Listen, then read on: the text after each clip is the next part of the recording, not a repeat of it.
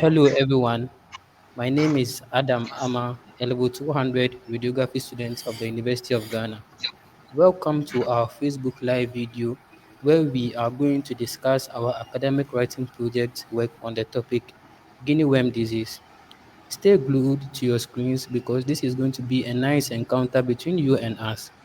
We are a host of six going to enlighten you about Guinea worm disease.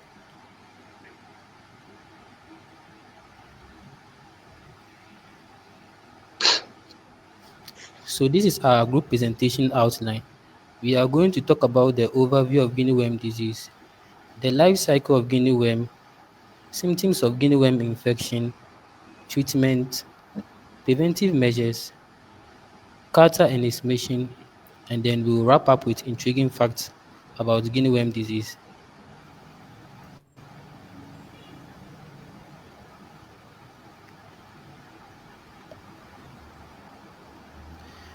So we begin with our first topic, overview of Guinea worm disease, which will be handled by Aisha Muhammad, a level 200 medical laboratory science student of the University of Ghana. Aisha, O- please can you enlighten us on the overview of Guinea worm disease? Okay, thank you, Adam. And firstly, the Guinea worm disease, also called dracunculiasis, is a parasitic disease that is mostly transmitted by drinking contaminated water. So we can rightly say that the disease is waterborne. It mostly affects deprived areas, specifically in Africa. Now, this disease is caused by the guinea worm, which is scientifically called Dracunculus medinensis. The disease can affect both humans and animals. We have donkeys, we have cats, and particularly it affects dogs. Now, some of these animals can serve as reservoirs for this parasite. Now, these animals are called paranetic hosts because the animal does not reaches maturity in them. They just store them. And then possibly humans who may eat them undercooked or raw will not get the parasite and then it continues developing. Now, humans are considered as definitive hosts. This means that the animal is capable of growing and reproducing in us.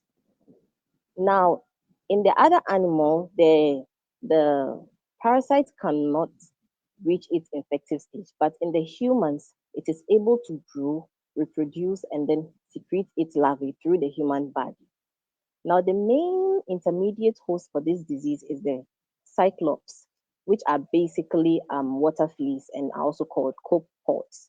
Now, in these copepods, the parasite gets into it. The parasite grows and then it reaches its infective stage. That is, the larvae reaches its infective stage where it is able to be harmful to whoever is in contact with it.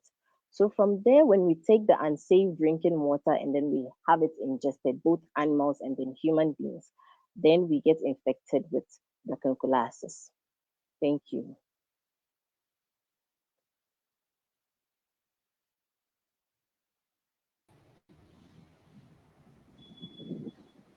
Thank you, Aisha, very much for educating us on the overview of dracunculiasis or Guinea worm disease. Um, so, Aisha, why is Guinea worm also called Dracunculus medinensis? Now, this disease is based on, it's actually a syllable, right? We have from the dracunculus, we have the dracu and then the culus. Now, the dracu here means little, it means dragon, sorry, it means dragons. Some people also call it serpent. Now, this disease is based, the parasite is named that based on its appearance.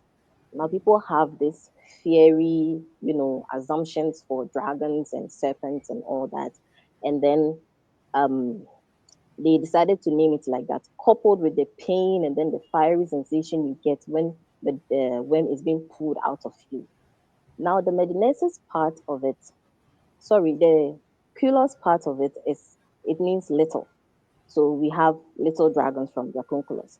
Now, with the medinensis, it is actually a geographical name because it was prevalent in Medina in Saudi Arabia. So they decided to name it Medinesis just to have that fair idea. So it is so translating it will just have little dragons from Medina. Now this name was not used until Carlos Linnaeus, the taxonomist who brought about, binomial nomenclature. He was the first person to use this name, and then it became a thing. And it stuck, and now we use it all over the place. And now the common name to Guinea worm is also a geographical name. Now it was believed that, it is still believed that the parasite and then the disease was transmitted to Europe from Guinea in West Africa, the Gulf of Guinea. So from there, they decided to name it Guinea worm, the worm from Guinea. And then it became a thing, and now we have Guinea worm, and then we have the Dracunculus medinensis. Guinea worm being from Guinea, and then Dracunculus medinensis being little dragons from Medina. I hope I've answered you. Thank you very much, Aisha, for your presentation. Now we'll move on to talk about the life cycle of guinea worm disease, which will be handled by Ayawin Bismarck, a level 200 medical laboratory science student of the University of Ghana. Hello. Hello, Bismarck. Please, can you take us through the life cycle of guinea worm? Okay. Thank you for giving me this opportunity. Thank you, Sister Aisha, for throwing more light on the overview of the guinea worm infection. So I will begin by the life cycle of guinea worm. In fact, Dracunculus medinensis has a very complex life cycle, which involves human beings as a host, and then the cohort as an intermediate host, or yes, in a real state you will say a car. Yeah, because the guinea worm cannot just go straight and enter into human beings, but through this intermediate host it gets into the human being.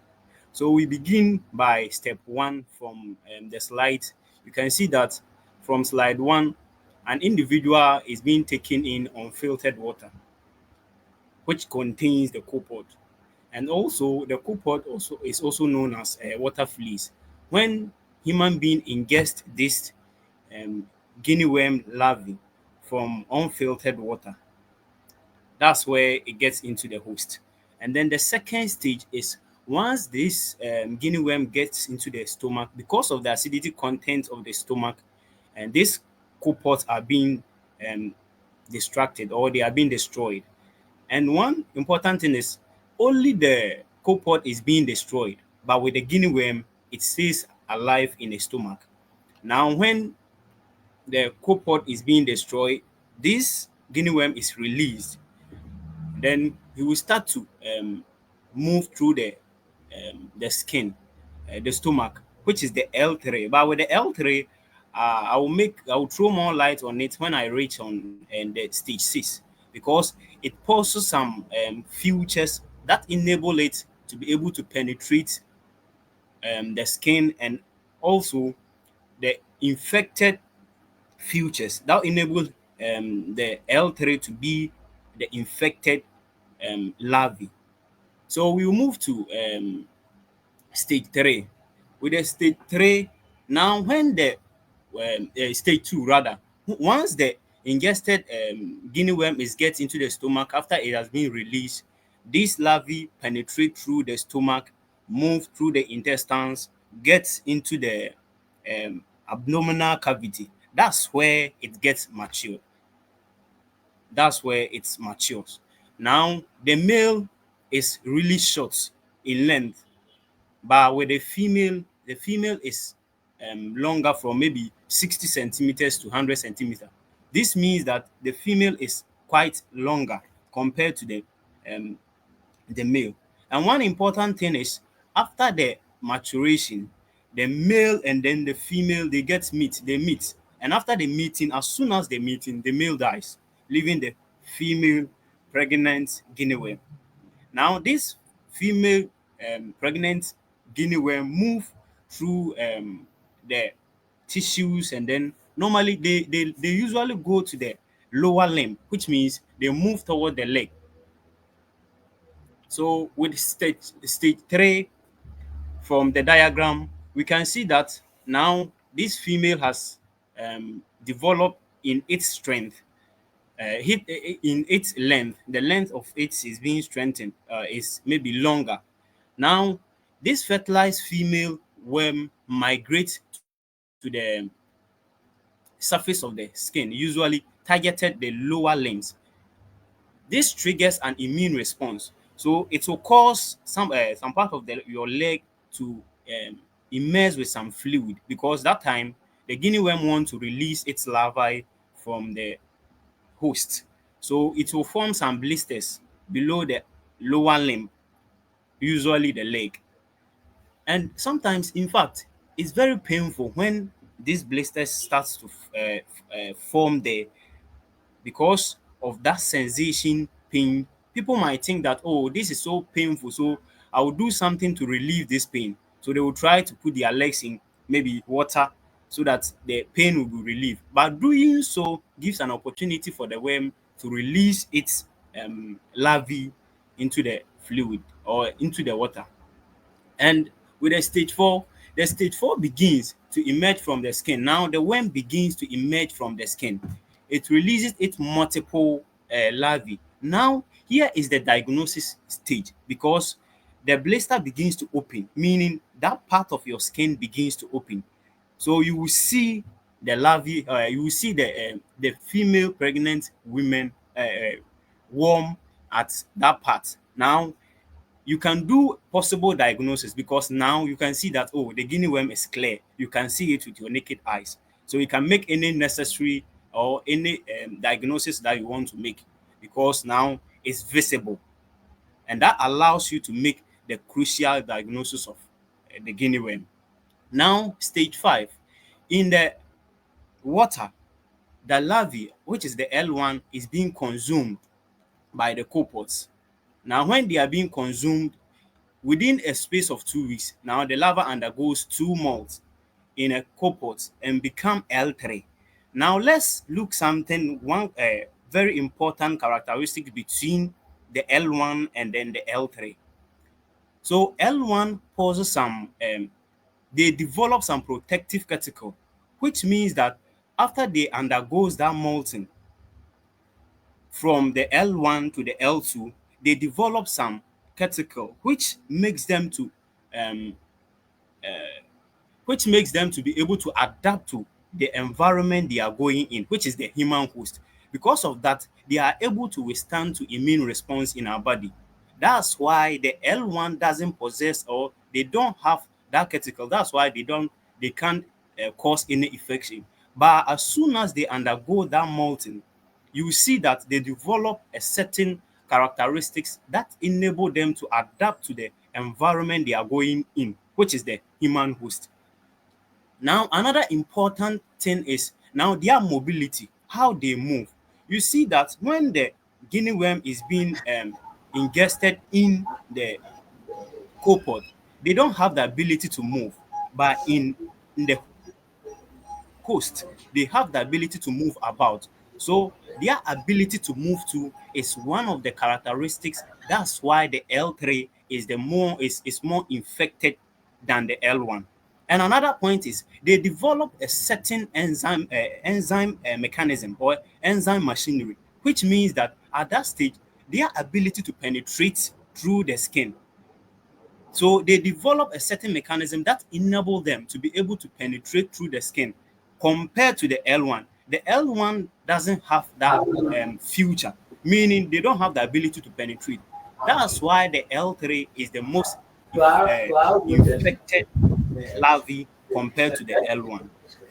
And then this stage is called the infected stage. That's why I've already said, because of these things, that these features that the L3 possess, that's why it's the infected stage. And one thing you need to know is that their ability to penetrate after they are being released, the larvae, the female egg, sometimes they die, or when they are unable to reach the surface of the skin, what they does is they calcify, meaning they die and harden beneath the skin.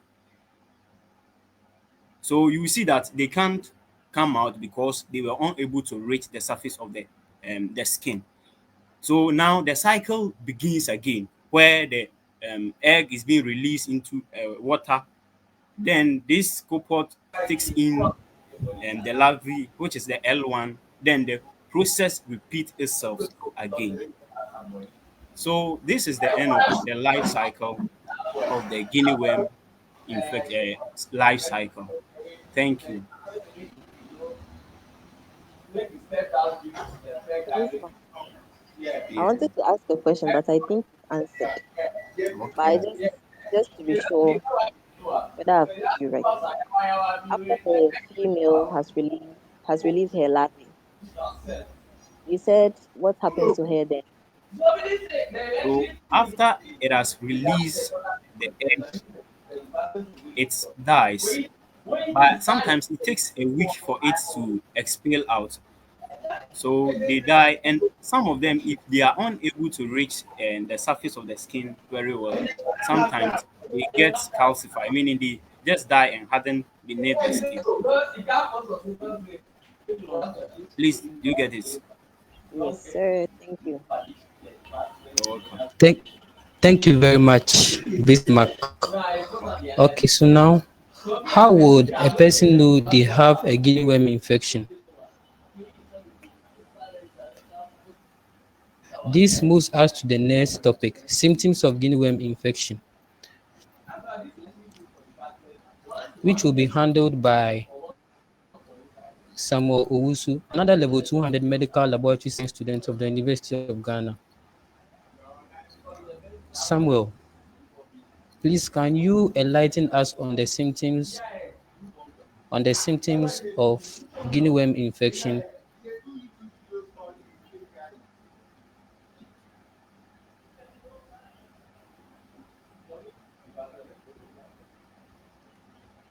Um, Hello, Samuel. Please pause and check your speaker. Your voice is not audible.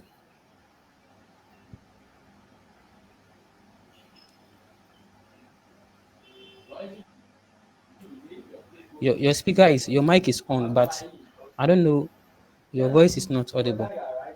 Maybe your earpiece or something is wrong.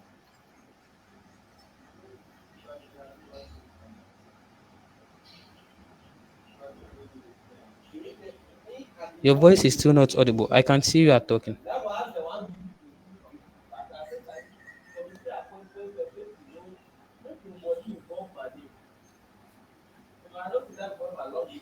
Hello, Samuel. Your voice is not audible.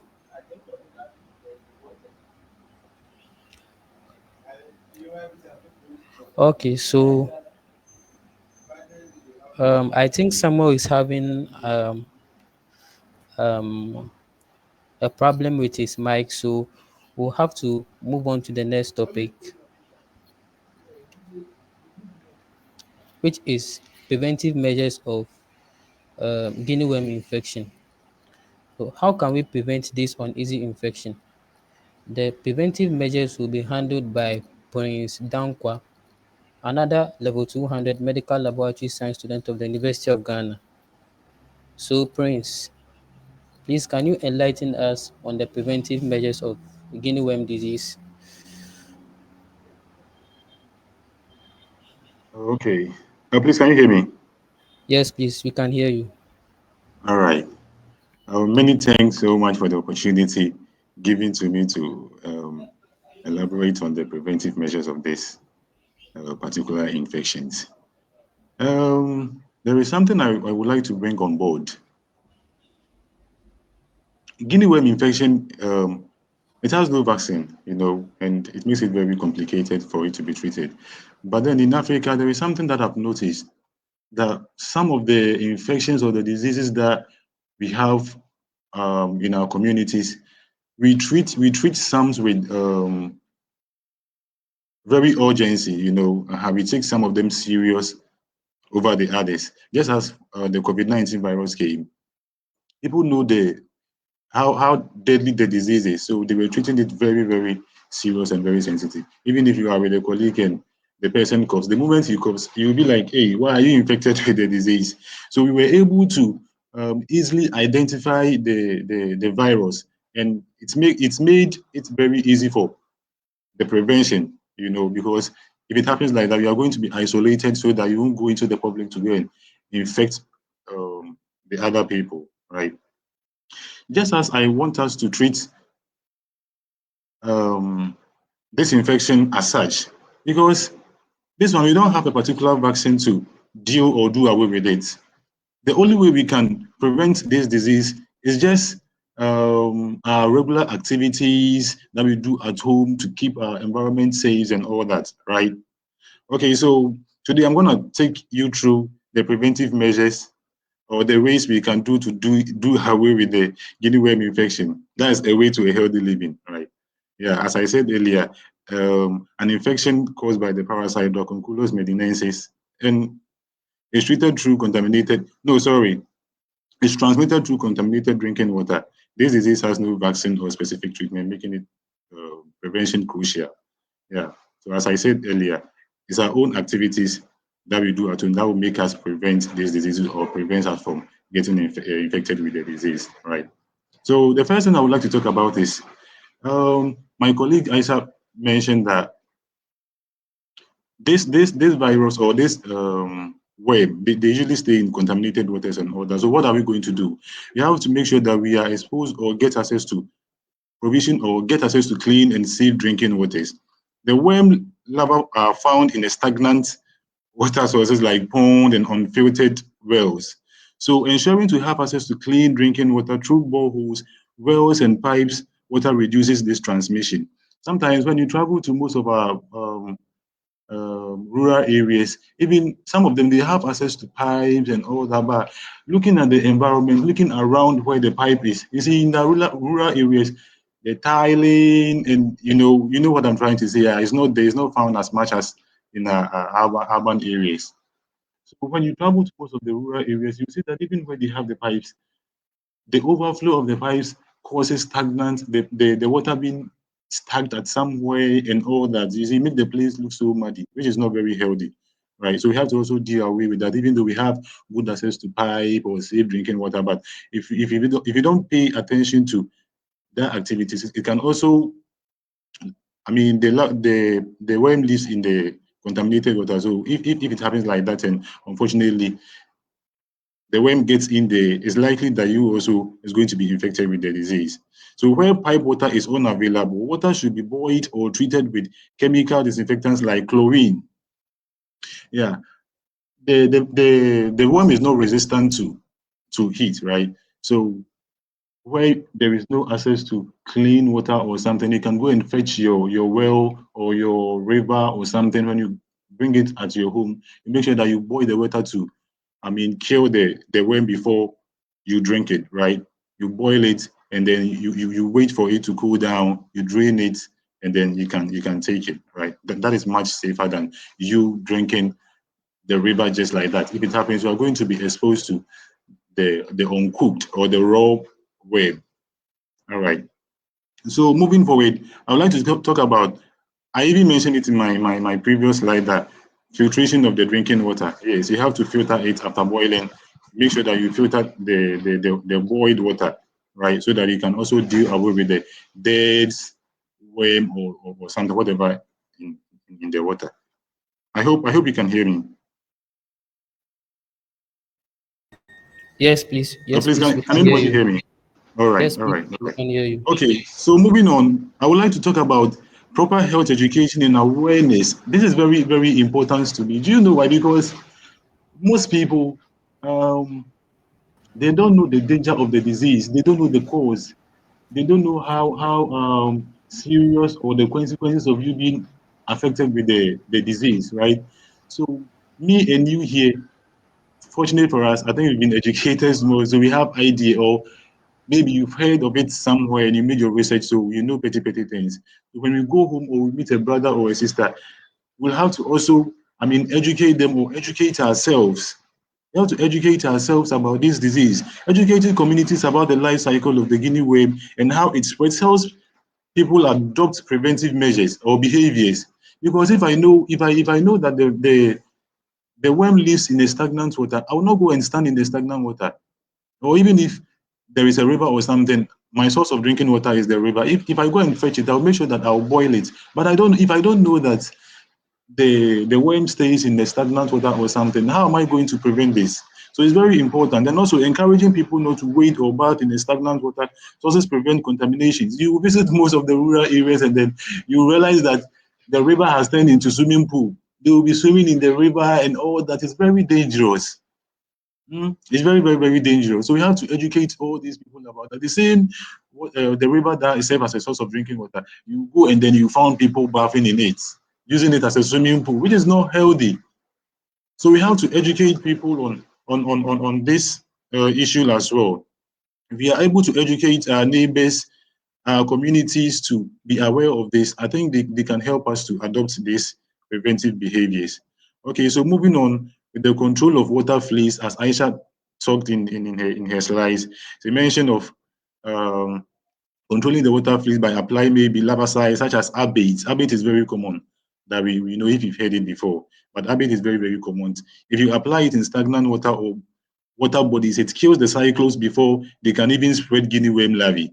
So you see, it's like malaria. We mostly found um, uh, uh, uh, um, the this thing, the mosquito. They usually lay their larvae on stagnant waters and all that. So if you are able to even deal away with the stagnant water, there is no stagnant water in our areas. Our gutters are clean. We should make sure that it's flowing. Even if it's flowing, have to, I mean, apply these larvicides to kill the larvae so that because the larvae is the one going to hatch to the mature one, right? Because even the adults, I think in my research, it can last for about 10 to 12 months. So assuming we have the matured one or the adult, just within 10 to 12 months, it's going to die, right?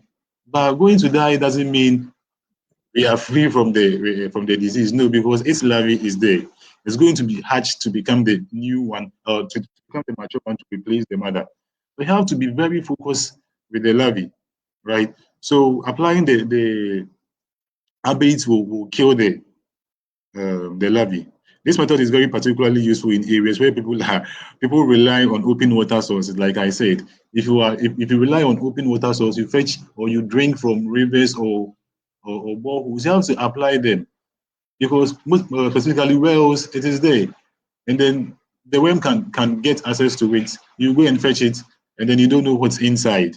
By applying these chemicals, I think will help kill the larva to do away with the worm. Okay, so talking of this, rapid detection and containment of cases, rapid detection and containment of cases. Like I said in the COVID-19, you will see someone is coughing. Maybe it could be possible that the person is not affected by COVID-19, but because of the danger, everybody was so cautious about it. The moment you hear someone and you are scared, you want to, I mean, run away from your own friend, even from your own mother. I can remember when the COVID came, my mom was sick and then she was coughing and all that. I was even scared to go close to her because I thought maybe she's likely to be affected by this disease. But fortunately, it wasn't like that. It's a different thing all the way. Yeah. So you see, rapid detection is very, very, very important because I realized that my mom could be affected by this disease. The way I go close to her, how I used to hug her, and sometimes even giving her pecks on the cheeks, all those things says. So even if it was to be true to be affected by the virus, right, due to this rapid detection or the early detection, that made me not going close to her could have helped me prevented uh, uh, um, me getting infection, right? So infected individuals coming to the guinea worm infection, the infected individuals should be identified early to prevent them from entering water sources. So if we are able to identify that this person, maybe Adam or Aisha, is affected by this particular disease, we have to isolate her. So you see, it's not strictly, but for our own sake, we have to isolate you, go to a place where you will not get access to maybe stagnant waters. You understand, yeah, so that you won't go and introduce the adults female that is ready to lay the larvae into the stagnant water for other people to come in. Pick it up. You see. Yeah, so identifying affected individuals early helps to prevent them from entering water source. Really helps. Sorry. So communities health workers help track and isolate cases, ensuring the worms are removed in a sanitary conditions without contaminating water. Um, I went to a friend's house and then I realized that their dogs have been affected. I don't know if it is a guinea worm. By then, I had no idea, so I can't say it's a guinea worm. I saw the man taking the worm just out of the skin of the dog, and I was standing there and I was like, why? He's not even he's using the bare handle, which is unsafe. It's very unsafe, and you just remove it and put it on the floor. It's not fine. What if someone comes and stands into it and get affected by the disease? Do you get what I'm saying? So it's not fine. So community health workers help track and isolate cases, ensuring the worm are removed in the sanitary condition. Because when you go to the hospital or you have a health worker within your neighborhood and have been able to identify this particular when the nurse they have a way to do with it, because I think they have even chemicals to rub around the area before taking it and put it in the nice place. After that, they will transport it in a very nice location where they dispose their waste and everything, which is very safe. If it happens like that, there is no way the mature adults can get into contaminated water to go and lay the eggs, right? Okay, so that's very good that I wanted to talk about. So moving on, encouraging proper hygiene and sanitations. Yes, this is very, very, very important. Proper hygiene and sanitations. How do we deal with our sewage? How do we deal with our waste in the house? We don't just dispose our waste anyhow. You get it.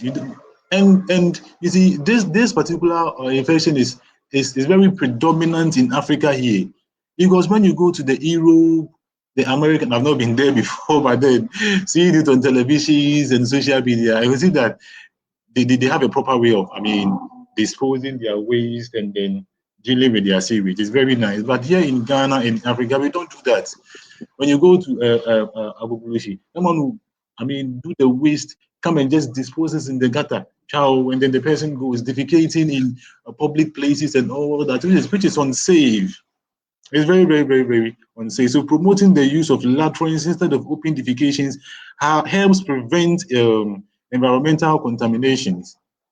Yeah, where provision of latrine, where you go and then ease yourself, make yourself comfortable. Nature score you get. So if you have access to latrines and all that, I think it helps. You won't go to someone at the back of someone's house to go and shit there. No, it's not fine. It's not fine. It's not healthy at all. Yeah, and washing hands regularly and using safe water source minimizes infection risk. You have to also wash your hands and all that. Taking proper care of our pets, as I mentioned earlier in my previous slides, like taking proper care of our pets just as ourselves. The way you are taking care of yourself not to be affected by this disease, especially the COVID-19, the hepatitis B, and those infectious disease. Is it the way we protect ourselves from getting affected by this disease, HIV and all that? The way we treat it, we have to also do same for our pets, because these people, these things, they are with us. I have a dog and I like her to this. I used to sleep with my dog in my bedroom. Just that a friend came and then he's wondering, why am I mad? Am I going crazy or something? It's not safe for me to sleep in the same room with my dog because I care. So you see, I give it a special treatment as such. The way I'm protecting myself not to be affected by any disease is the same way I'm treating my dog, making sure that it doesn't get affected. Because even those things, when they are sick or they are infected by a disease or something, it's even cost more than you yourself treating a disease or something. So you see, they are with us. And you go to the rural areas, you realize that most of people go to the farm with their dogs, their cattle, and what have you. So you see, and if you are going to farm, definitely you come across with the river, you come across with the contaminated water bodies, and you see on all that. So we have to also make sure that the dog or your pet doesn't get close to or get in contact with any stagnant water, river, or open source of water bodies. Do you understand? Yeah, it's very, very important that I want us to take note of that. Okay. Talking of this, international airport and eradication programs. This is very broad, and I think my colleagues, I have a colleague who's going to take us through. But then I think it's a very nice thing that my colleague will take you through. So there's nothing for me to worry you about the international airport and eradications programs. Um, Going with preventive measures, as I have been talking about, ways that you can also it's a union that they form to educate people on this particular infection so that we can deal away with it, right?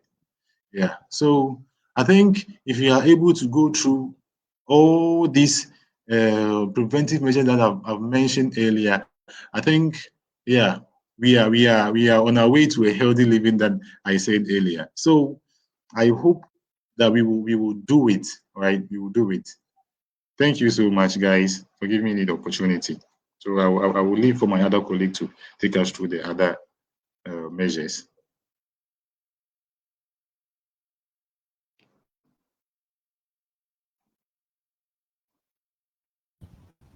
Thank you very much for your Hello, presentation on the preventive measures. Okay, Samuel, you please, can go ahead.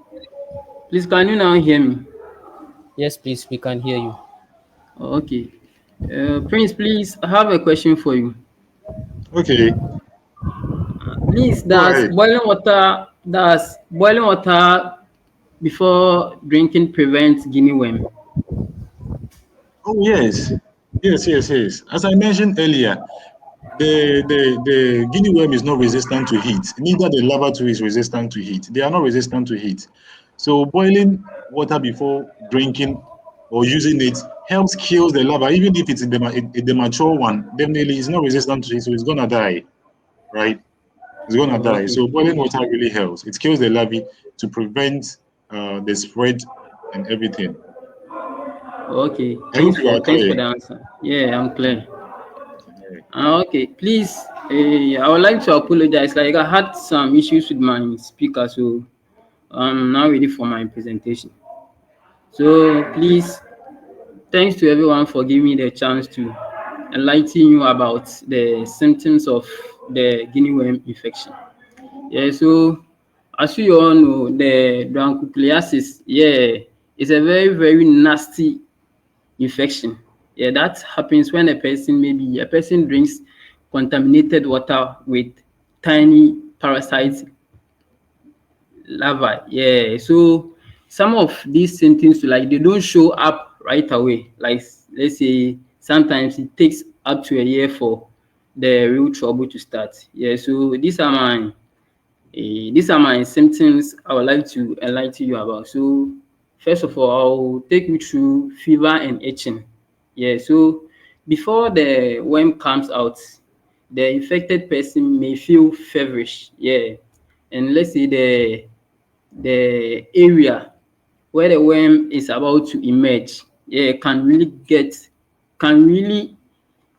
can get maybe let's say itching and swelling. So some people also get an allergic reaction, making their skin itchy all over.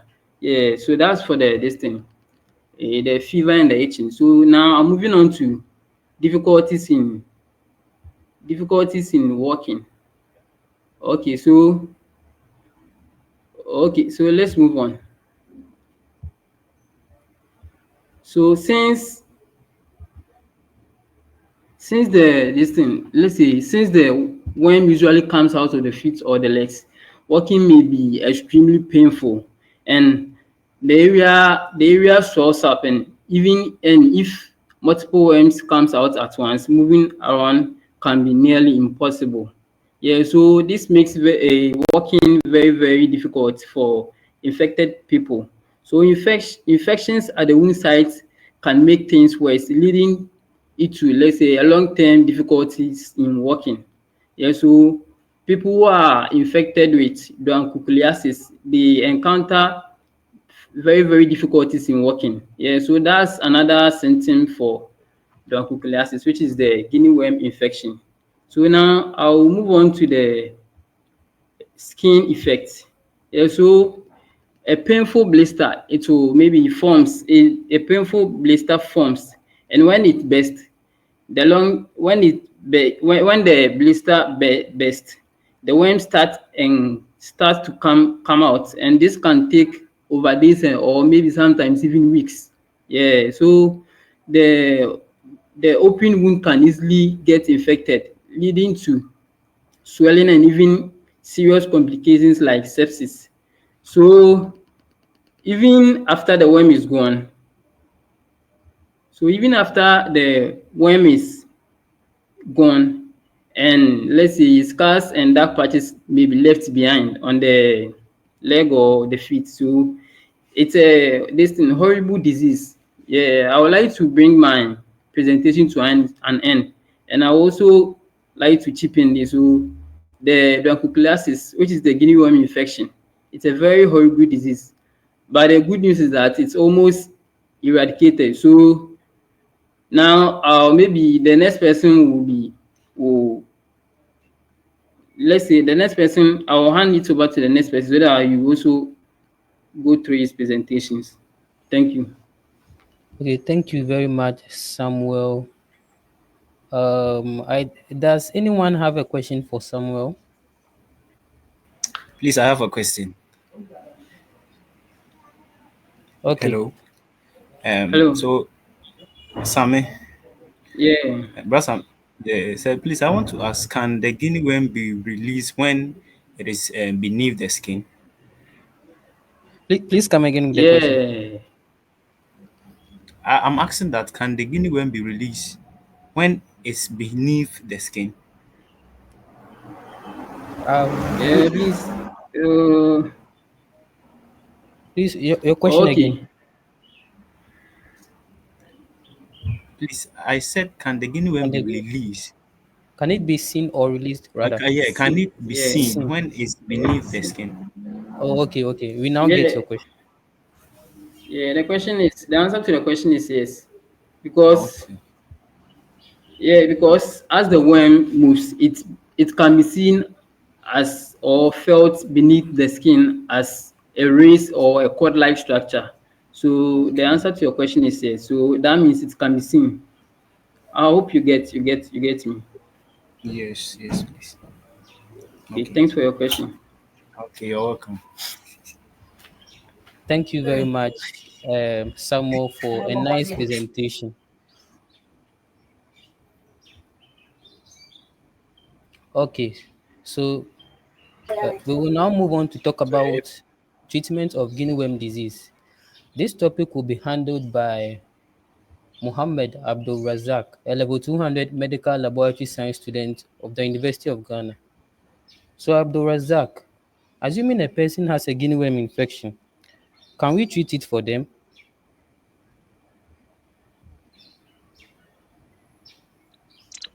Yes, thank you for giving me this opportunity. I believe you can hear me. Yes, please, we can hear you. Mm, yes, as my colleague has said it before, Guinea diseases has no specific medication, so it can only treat by worm extraction. When I say worm extraction, it means that slowly removing the gene worm from the body around in a small stick. And these processes take place in several days or weeks, depending on the length of the worm. So so that means that you have to take your time all the time. You have to clean the wound so that to avoid infection. And if these processes take place, if if the this time if the extraction, if the wound break during the extraction, it can cause severe inflammation, infections, and pain. So the remaining portion of the wound can trigger your immune system, leading to what swelling and this time abscess from formation. So this means that if you have been affected by the worm, so you have to make sure that all the time you have to make sure that your womb is being cleaned to avoid any infection. And more, and the second point is normally accompanied by burning sensation. And this one is the application of using hot water to remove the worm, even though it's bring a lot of pain, and it brings the worm the surface of the skin, and it's easy to extrude, but it's painful. So it's always advisable for you to give the affected patient this term painkiller, so that he can feel better before the extrusion take place. Yeah, I believe this is what I just have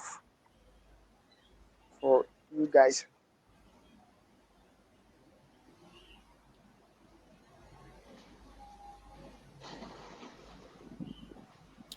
Okay, thank you very much, Abdul Razak. Please, I think I have a question for Abdul. okay. Okay. Sir Abdul, please, is it possible to kill the worm by crushing it with your maybe your bare hands or an object? Crushing it with your bare hands is not advisable, because the worm is, if it breaks inside your body, it leading to several pains. So it's not advisable for you to use your bare hands to kill it. You can kill it. You can kill it whether using objects, but you cannot use your bare hands to kill it. Okay, thank you.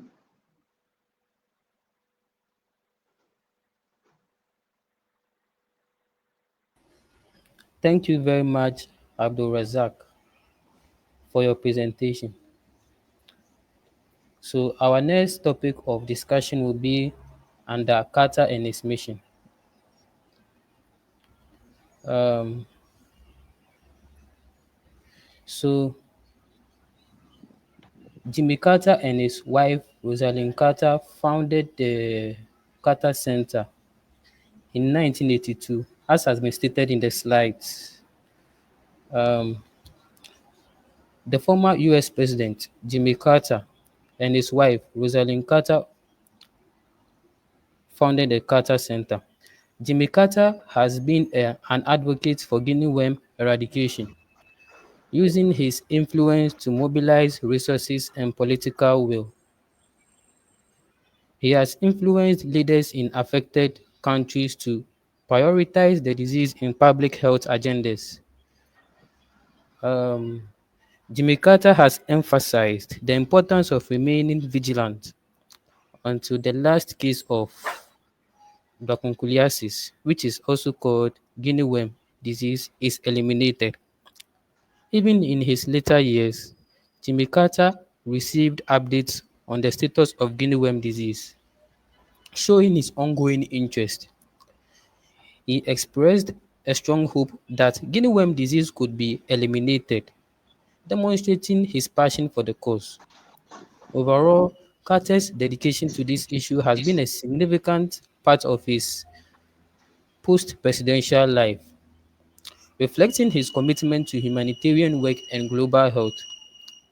His efforts on Guinea worm eradication is widely regarded as one of the most successful public campaigns in history, showcasing the power of collaboration and continuous effort.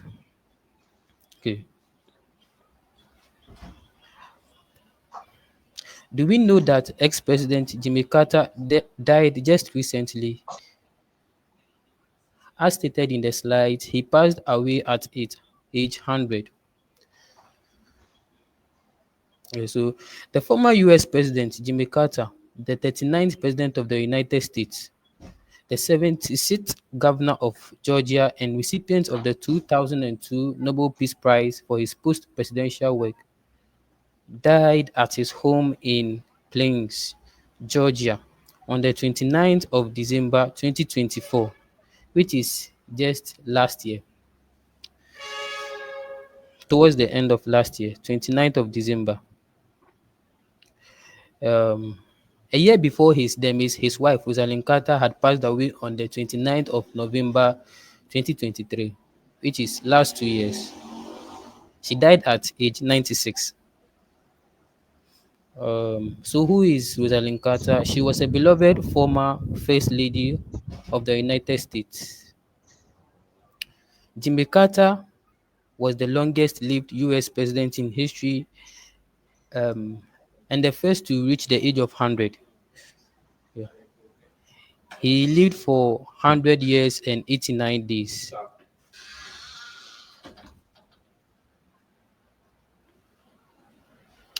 Okay, so it has also been stated in the slides that his non-profit organization is at the brink of achieving his dream. Let's see what um, his non-profit organization called the Carter Center is on the brink of achieving. In 1986, the Carter Center formed a partnership with World Health Organization and the UNICEF to campaign against guinea worm infection. The Carter Center has emphasized community-based strategies to combat the disease. Um, this includes educating communities about how the disease is transmitted and promoting behavioral changes such as filtering water before drinking, as my friend stated in his presentation. Prince. The Carter Center has also distributed millions of water filters and provided education on their use. The Carter Center has established robust surveillance systems to track and report cases of guinea worm disease, especially in Africa. Also, there are health workers and some volunteers who are trained to detect and report cases of guinea worm infection in Africa, especially in Africa, ensuring rapid response to new infections when they come out. Okay, so I would like to bring an end to the topic Carter and his mission. So, what is his non-profit organization is at the brink of achieving?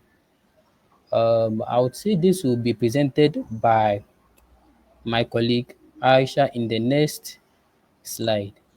So, Aisha, please, Please, what do you Adam, have can for I us ask you a under question? the? Okay. Go ahead. Go ahead.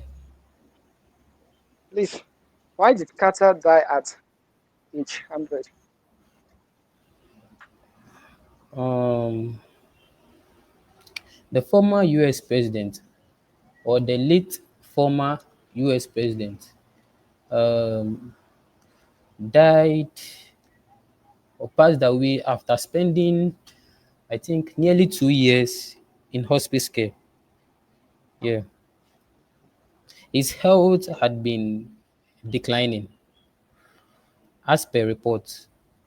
He chose to spend his remaining time with his family at Plains, his home in Georgia, as I've already said.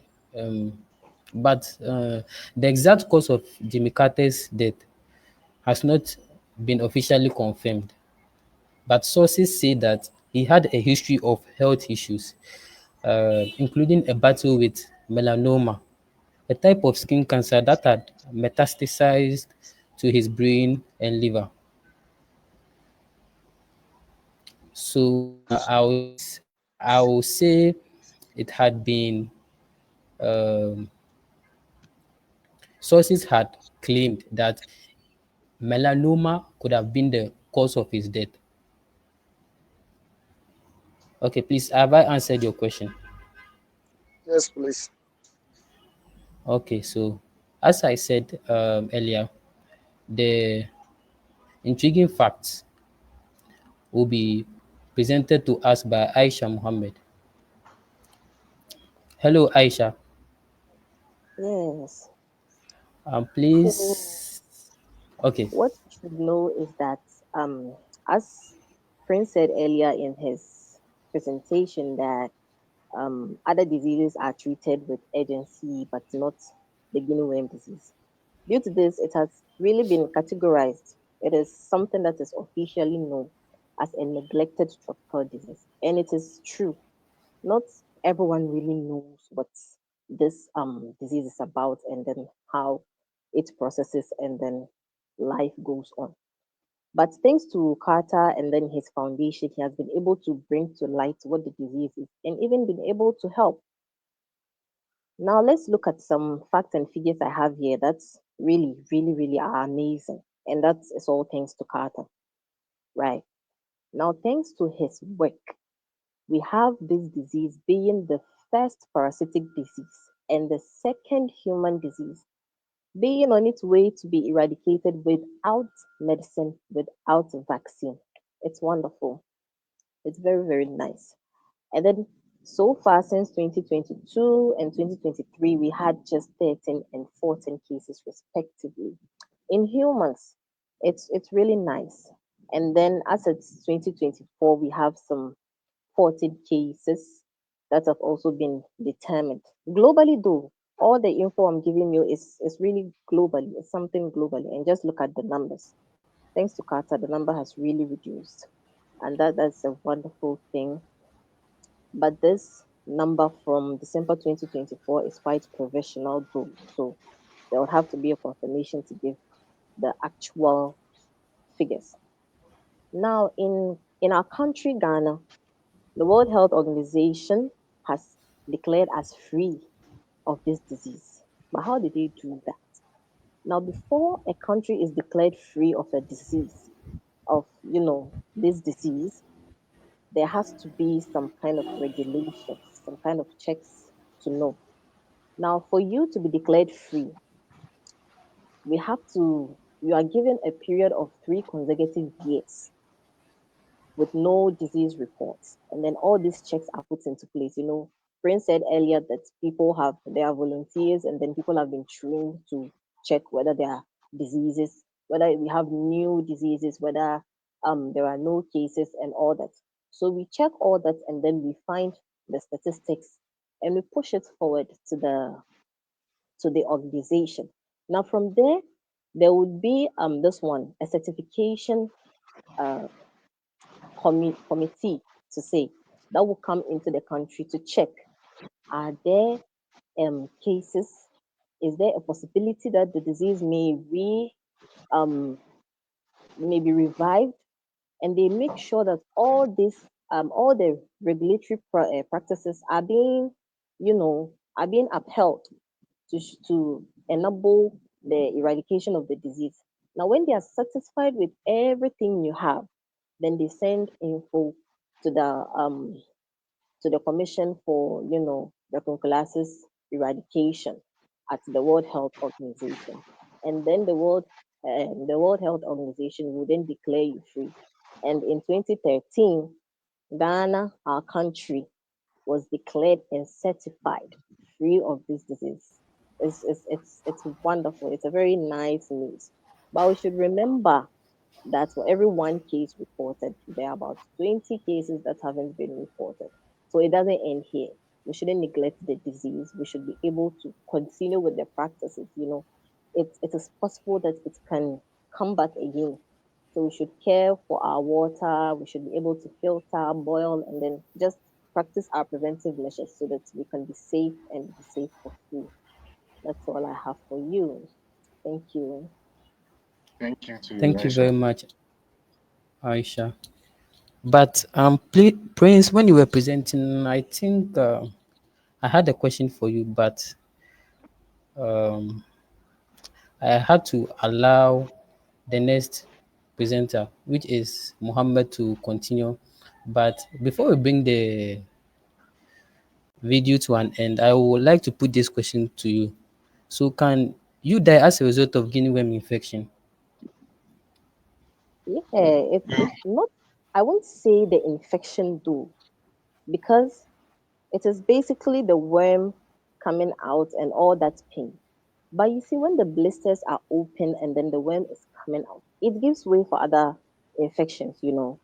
So any possible infection can go there, and if your immune is not really strong enough, which by then is really weakened because you and the worm are actually sharing your food, and then your what have you is being used by the worm to be nourished. So the other infection that the disease gives way to enter into your body could be a reason that can cause your death, but not actually the disease itself. Yes. Maisha, thank you so much. Thank you. I think you've even answered the question for me. So, as she Oh, said, the disease it really causes death. It really causes death, but then it can cause severe pain and complications and even disabilities. But then it's uncommon to cause death. Yeah, that's upon my research. I realized that this particular disease really causes death, and it's uncommon among us. Yeah, but then it can only does, as Aisha said, it can only does due to the secondary infection that this guinea worm infection will bring. Do you get it? Yeah, okay, okay, All right. okay.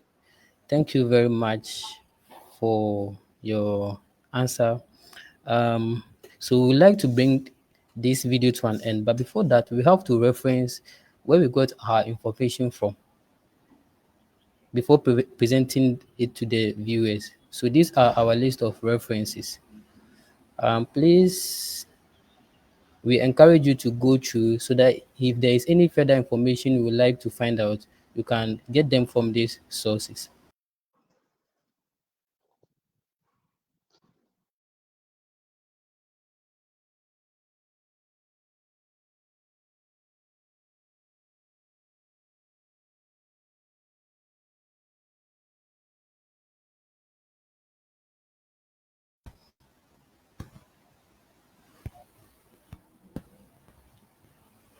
So, please, do we have any other thing to share, or this brings us to the end of the video?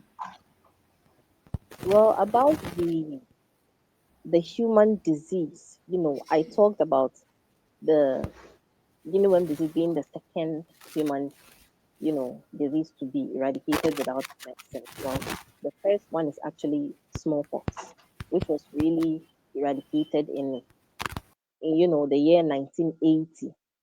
And so that's just the little thing I have to add. So that was actually, you can keep that as a record, the very first disease to be eradicated without vaccine, without medicine, is the smallpox in the year 1980.